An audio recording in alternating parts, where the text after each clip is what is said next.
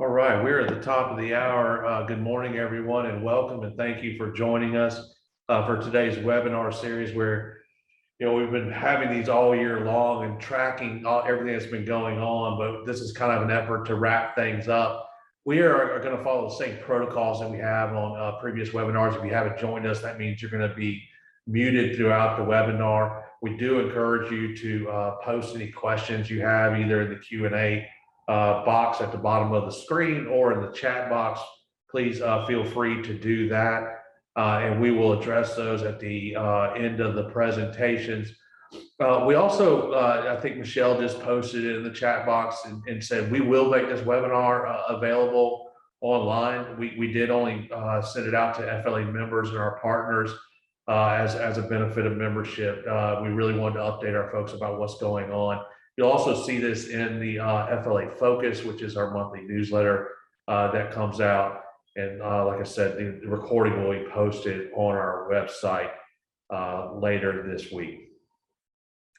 All right, to kind of get us going and kind of to wrap up where we were for this year, we'll flip over to the next slide here, is we really focus all of our work on what matters most to our members. And we have an outstanding policy team that's going to be presenting to us today to kind of walk us through everything that's going on and what we see in going into next year. Katie Moss is our policy and legislative assistant, and Melinda Gable, of course, is our vice president at Forest Landowners, who spends a lot of her time on policy issues and development and trying to make sure that we're watching everything that needs to be paid attention to. It's important to note that when you look at what matters most to our members, there's a lot more that goes into this. We really believe in, like, when you look at a lot of these issues we're going to cover today, like the ESA, we do believe very much in the conservation of species and ecosystems. And we know it's important to society. We know it's important to our private forest landowners.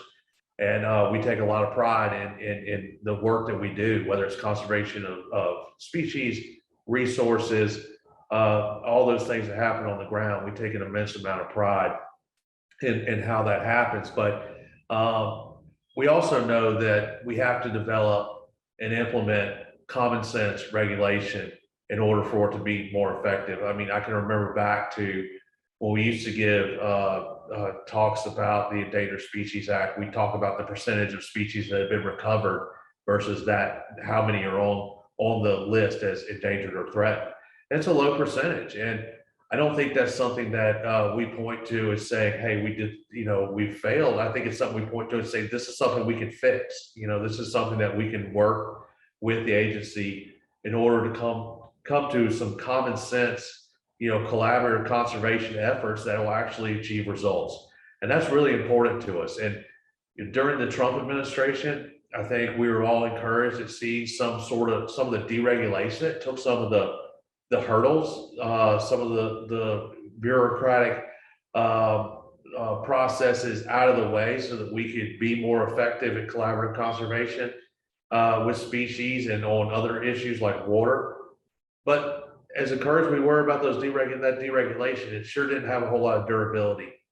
Because when we got into this year, we started seeing right at the beginning of the Biden administration, we started seeing executive orders, which we're going to talk about, and some different rollbacks. So the main message is, regardless of who's in the White House, FLA is always going to advocate for consistency and stability in all these regulations because we're private forest landowners. And we have to have that in order to have confidence in the investment we're making. This is a long game. So in order to have confidence in that, you have to have certainty and stability. And that means certainty and stability with regulation and in how you're going to be treated from a tax standpoint. So that's what we want to cover today. Katie's going to start off and cover, where we started the year and kind of where we are with regards to the Endangered Species Act and with waters of the U.S. So, Katie? Yeah, thanks, Scott. So on President Biden's first day in office, he issued Executive Order 13990, which basically directed all of the agencies to identify any regulations made under the Trump administration that didn't fall in line with Biden's goals to promote and protect public health and the environment and advance environmental justice. He also tasked the agencies with then revising or rescinding those regulations that were identified. So in response to this, the U.S. Fish and Wildlife Service announced that they would be revisiting 5 of the Trump era Endangered Species Act rules that all have to do with either critical habitat, listing species, or interagency cooperation. So you can see the full list here, but the only proposed rules that have been released so far, and what we're going to talk about today, are these first 2, which is rescinding regulations that revise the process for considering exclusions from critical habitat designations, and rescinding that regulatory definition of habitat. So both of these proposed rules that we're going to talk about today are directly related to critical habitat. And so even though the Fish and Wildlife Service will often say that critical habitat does not have a direct regulatory effect on forest landowners, there are obvious implications to these critical habitat designations. So not only do these designations often result in burdens for private property rights and what a landowner can really do management-wise on their land, it can also have real effects on their economic potential. To top it all off, we've seen a lot of regulatory back and forth in the past few administrations, and it's made everything a lot more unpredictable for forest landowners. I think that we all know that owning and managing forests is really not an easy task right now. So if you were just getting into this and choosing where to invest your time and money in this current regulatory environment and all of its unpredictability, it would be hard to choose timber. So today we're going to talk a little bit more about the current ESA proposals that we're dealing with. So that's going to be the next slide. So I wanted to give you all sort of a timeline with some background to set the stage for the regulations that we're going to be discussing today. Just brief, high level. So it all starts with the critical habitat designation of the dusky gopher frog in 2012 and the resulting legal challenge, which made it all the way to the Supreme Court. The court ruled in 2018 that a couple of things. That critical habitat must actually be habitat for the species, and also that critical habitat designations are subject to judicial review, and they should consider economic impacts. And so the result of this case was the service in 2020 created 2 things. The very first regulatory definition of habitat, and they also set some much needed guidelines for weighing economic impacts of critical habitat designations. So then, of course, in January 2021, we have Biden's executive order to review these agency actions under the Trump administration, and then the resulting proposals from the Fish and Wildlife Service in October of this year. So now we're going to dig in a little bit more to some of this background, and we'll start with the Weyerhaeuser case because it is really important for these proposed rules. So in June 2012, the service designated critical habitat in Mississippi and Louisiana for the endangered dusky gopher frog. The designated area in Louisiana, which is called Unit 1, was private land that was uninhabited by the species. And as you can see from the current habitat range of the dusky gopher frog, it would be almost impossible for that area to be repopulated naturally. So although part of Unit 1 did have some ephemeral ponds that would be suitable breeding habitat for the frog, the upland portion of Unit 1 would need restoration to be suitable for that species. But the service still decided to go ahead and designate that whole unit, which was over 1,500 acres. So the resulting legal challenge made it all the way to the Supreme Court, where they unanimously ruled in Weyerhaeuser versus U.S. Fish and Wildlife Service that for an area to be considered critical habitat, it must actually be habitat for the species. The court also held in this case that the agency should weigh the economic impacts of a designation, which in this particular case ranged from $0 all the way up to $33 million for the landowners. So after this Supreme Court case, the service adopted two final rules in 2020 relating to critical habitat. The first was a definition of habitat for the purposes of designating critical habitat. And this definition states that for an area to be habitat, it must currently or periodically contain the resources and conditions necessary to support the species. The final rule also clarified that if an area doesn't meet these requirements, it is not habitat, even if it could potentially meet the requirements in the future after restoration or other changes occurred on the landscape. So this definition is obviously, if we could go back to the last slide, yeah. So this definition is obviously in direct alignment with the Supreme Court ruling and gave the service really clear parameters on what can be considered habitat. So, we thought in the forest industry that was a really big deal and a good thing to see. And then the second final rule clarified some of those regulations for designating critical habitat, one of which was the ability for the service to consider and weigh the economic benefits of excluding an area from a critical habitat designation versus including it. So in this way, the economic impacts of a critical habitat designation, if they outweighed the benefits of the designation, the area could be excluded. This final rule was also in direct alignment with the comments from the Supreme Court and set some much needed guidance for the agency to be able to receive, review, and weigh those economic impacts of a critical habitat designation. So the service is now proposing to rescind these two rules under the guidance of the Biden administration. And so if the critical habitat designation is rescinded, the agency will return to a case-by-case basis for determining habitat for a species, which will once again open the door for critical habitat designations in those unoccupiable areas like we saw with the Weyerhaeuser case. And then if the economic impact regulation is rescinded, the service will no longer have a regulatory requirement to balance those costs and benefits of critical habitat designations.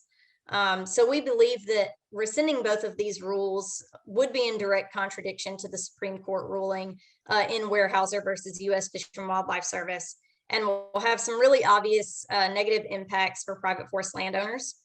Just so you all know, the comment period for this proposal ended yesterday, and FLA did submit comments that are in line with these concerns that we're expressing to you all today.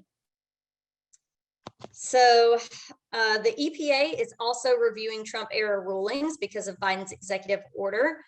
So the 2020 Navigable Water Protections Rule passed under the Trump administration provided some much needed clarity for landowners and the forest industry on the scope of these waters that are subject to judicial review by laying out exactly what is considered a water of the U.S. and expressly stating what is not included as a water of the U.S.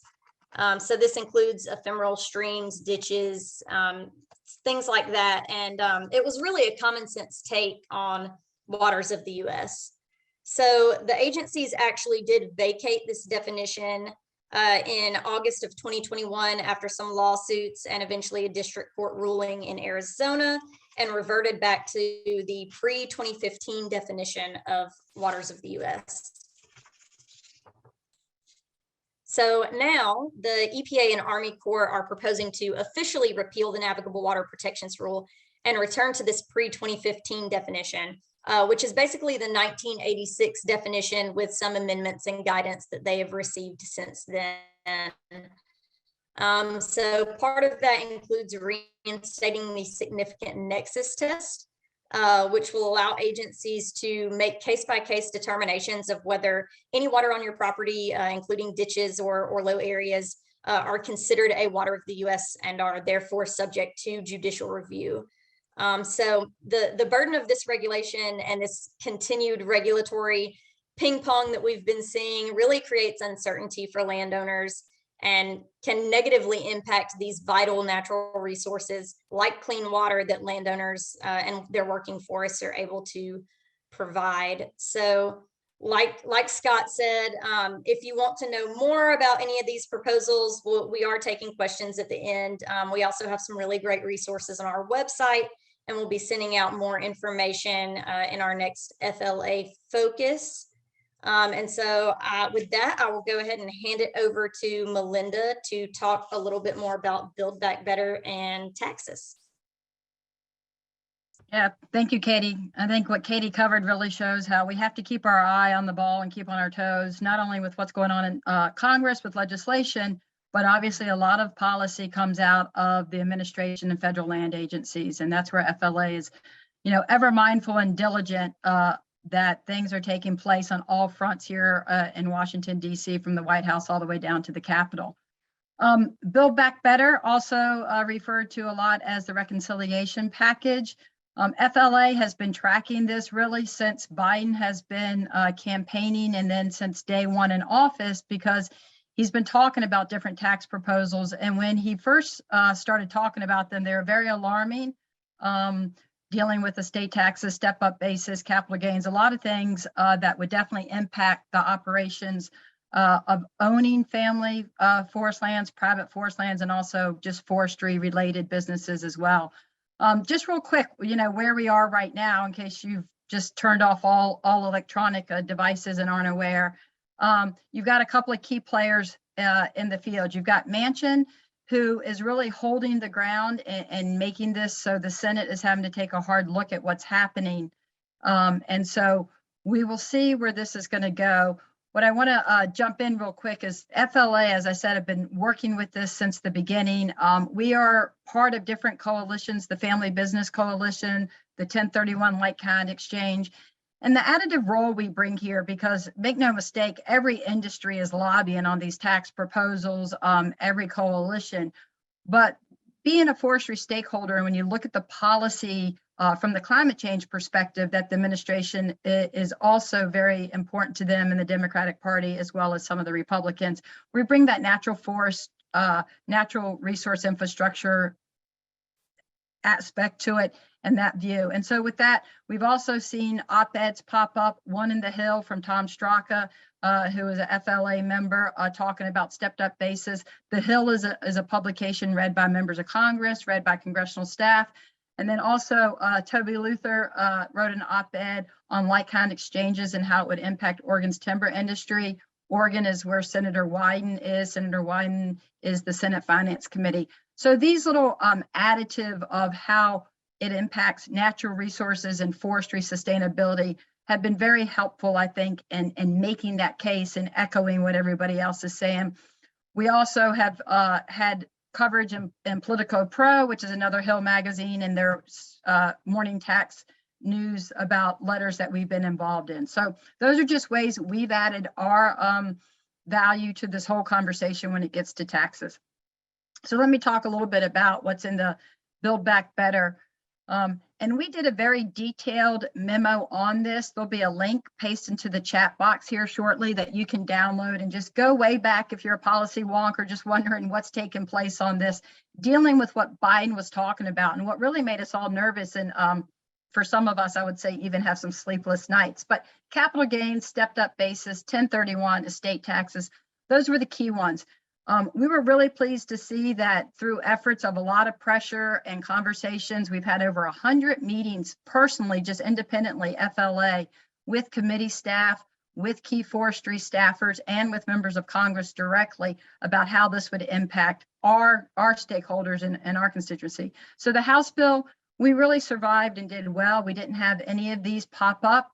Over the weekend, the Senate committee released their version of the Build Back Better plan, and we did not see any of these tampered with or changed. So we were really happy. Now that said, things could change at any moment. So we have to keep applying the pressure, keep watching what's happening. What they're having to do now is what's called bird baths. So that goes back to our bird rule to make sure that, any social on the social spending is also being paid for. These are paid for. So depending on what report you're looking at that talks about how much this bill is paid, how much this bill will cost, how the taxes work in it. Some would say, hey, this is great. It all works out. The math is good. Others say it don't. So we're not quite sure yet where this is going to come out. So we continue to watch it. Will it pass before Christmas? It's anybody's guess. They would really like for it to, but there's still a lot that has to happen. Now, what we're waiting on seeing as well is what's coming out of the Natural Resource Committee to see what's in the Senate version of the forestry component. So Build Back Better and the reconciliation also has a lot of forestry provisions in it. One thing I think that both Republicans and Democrats have really keyed in on, and this is going back even towards the last Congress, is forestry's ability to help with climate change. And so in doing so, they're also starting to put a lot more spending and a lot more information for grant programs, for federal land management. It's, everybody sees the forest fires, everybody sees the natural disasters, and a lot of that gets to managing our federal forest better. I think we know as forest owners, and especially managing it for timber, that our forests are managed quite well. We don't seem to have the same devastation, but it's all there. It's all part of the climate change. So you can also see different forestry provisions that are in the Build Back Better. One that we're really pleased to see was increased funding for the Forest Inventory and Analysis Program, because that does tie to the capability and better data on just what is the forest cover, what is forest growth, and also how you would measure your forest if you were going into a carbon program.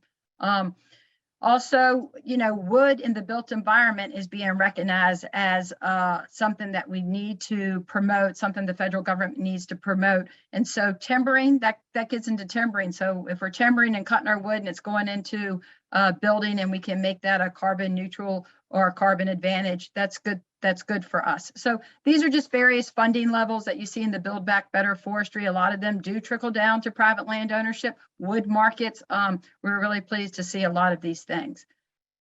So beyond the Build Back Better, we also infrastructure passed earlier last month, which seems like ages ago, and we've all moved on. But just quickly want to say, the infrastructure bill is supposed to be about bridges and highways, but ironically, or not ironically, but surprisingly, perhaps I should say, the word forest was in the text of the bill over 200 times. There aren't many words in the bill unrelated to what you would say traditional infrastructure that often. So I think that's really telling of, again, how forests are being looked at as the natural infrastructure. We have a very detailed breakdown of this funding when you get into the 3.4 billion on wildfire risk, the 2.1 billion ecosystem. We have that all broken down on a PDF on our website. That link will also be in the chat box. A lot of this is on federal lands. So there is private funding and private programs as well. But when you go to that PDF, you'll see the breakout, the 80%, the 20%. And all of this now has to be implemented. So a lot of that is going to be within federal land management agencies and under USDA. We will continue to work with USDA as they figure out how to implement it. Obviously, writing the policy, passing the policy is the very beginning of how the money gets spent, how the programs play out. So, those are the two key things that have happened within this Congress and under the Biden administration from the legislative standpoint. We covered the regulatory, the proposed rules. This just goes, constantly to what FLA is doing day in and day out, with not so much our feet on the street anymore because it's all from home, but we are constantly staying on our toes and watching this. And this is going to bleed over into the next Congress and the next year. So even if the Build Back Better does get passed, there will still be things that they're going to be looking to. How do they cover their social spending? What are some ESA legislation things they can do next? So we're ever vigilant in that area.